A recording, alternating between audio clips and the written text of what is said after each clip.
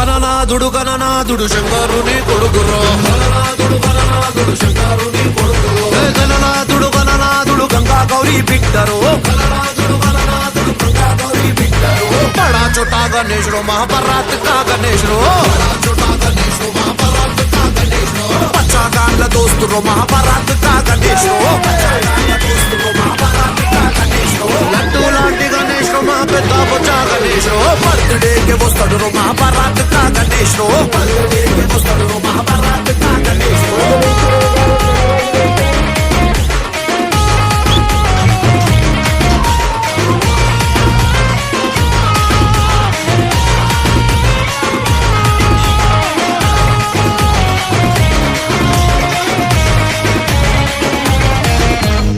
పండగని బయటికి తెచ్చింది ఎవరో తెలుసారా మీ అందరికీ?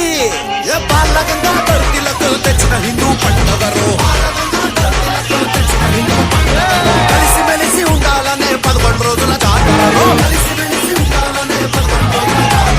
ఉట్టి గిట్టి గట్టిగా గట్టి ఎగిరి కొడతాం బ్రో గల్లీలల్లా జులూస్ తీసి జై జై అంటాం బ్రో. ఇగో అందరికి చెప్తున్నా చూడుర్రి గొడవలుడు వలొద్దుర్రో మహాభారత్ కా గణేశుడు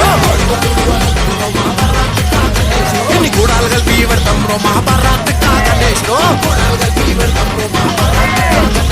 పప్పా మనకే గెస్ట్ రో భక్తులకే ట్రస్ట్ రో చందాలకే మస్ట్ రో ఎగు చెట్టోలే బెస్ట్ రో ఇక పాడరా లడ్డు పాట వాడాలి రో మహాభారత్ కా గణేశుడు నెత్తి మీద పెట్టి ఆడారు మన గల్లిక గణేశుడు నెత్తి మీద పెట్టి ఆడారు మన గల్లిక గణేశుడు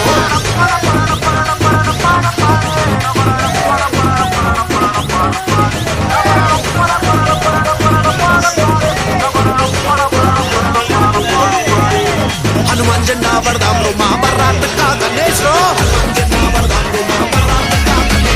కాషాయమే కడదాం రా మహాభారత్ కా గణేశుడు గుండెల నిండా డివోషన్ గణేశ్ మా ఎమోషన్ అన్నిటికీ సొల్యూషన్ ఇదే బెస్ట్ అకేషన్. ఇంగ్లీష్ లో మస్తు చెప్పినావన్నా ఇదేం రా ఇప్పుడు చూడు twinkle twinkle little star Ganpati Bappa super star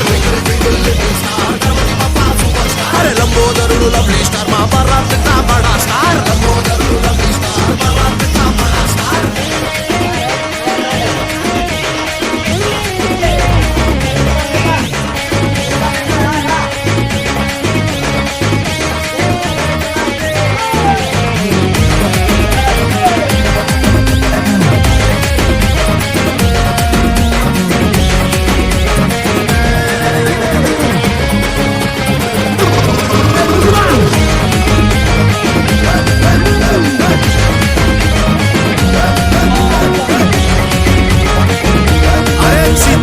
వినాయకుడికి 10 రోజులు పూజలు చేసి 11వ రోజు నిమజ్జనం ఎందుకు చేస్తారో మీకు తెలుసా?